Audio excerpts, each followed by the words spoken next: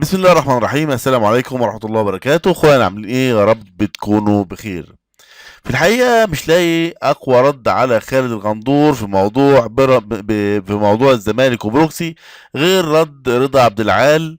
يلا بينا نسمع رضا عبد العال قال ايه على مباراة روكسي والزمالك، ونرجع لموضوع تاني مع خالد الغندور ومرتضى منصور. كلمة اتظلم دي يعني قليلة. امبارح قليلة كانت فضيحة فعلا. بكل المقاييس. مم. وده الكلام اللي احنا كنا بنقوله الأسبوع اللي فات، إن احنا ما عندناش كورة. مم.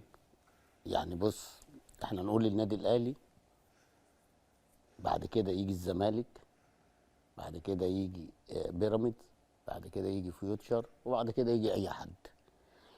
وأنا يعني عايز أقول للمسؤولين في عايزين ترتقوا ازاي بالكورة لما فرقه زي دي عندها طموح وبتلعب سواء اهلي او زمالك او الجن الازرق مم. وتتظلم؟ يبقى انتوا عايزين كوره ازاي؟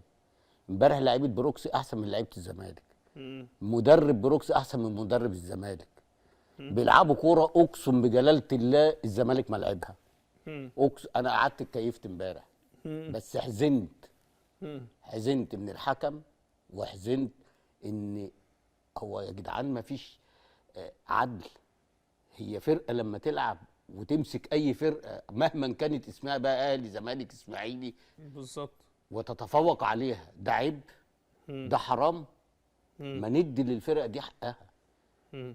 يعني امتى الفرق دي؟ يعني انت مثلا بتشوف الدوري الانجليزي في الماتشات اللي هي بتاعه الكؤوس دي، تلاقي فرقه في الدرجه الثالثه هناك ولا الرابعه بتكسب اللي هو واخد الدوري، مم. وتلاقي الحكم مدي للفرقه كل، يعني مش سايب لها الهفوه، كل حاجه عدل، العداله، فعشان كده بيكسبوا.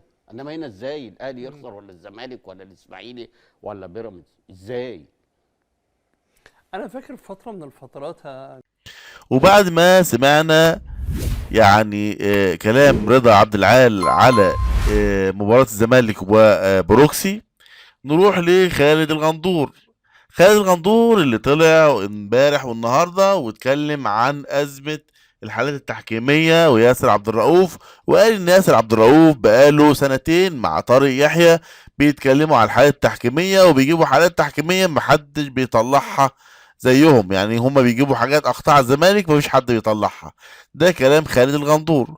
في نفس الوقت اللي قاعد يعني زعلان من من الاعلامي او كابتن عادل القيعي في تصريحاته ان الزمالك سيد العمده، وطبعا قال كلام مش كويس عن النادي الاهلي وعن كابتن عادل القيعي. وسواء الكلام من عادل القيعي او سواء الكلام من خالد الغندور فكلام مرفوض. اما بمناسبه كان فيه يعني اجتماع طارئ لنادي الزمالك، مرتضى منصور كان يعني بيخطر نادي الزمالك ان في اجتماع طارئ يوم الخميس، فمرتضى منصور بيخطر مجلس اداره بتاجيل الاجتماع الطارئ.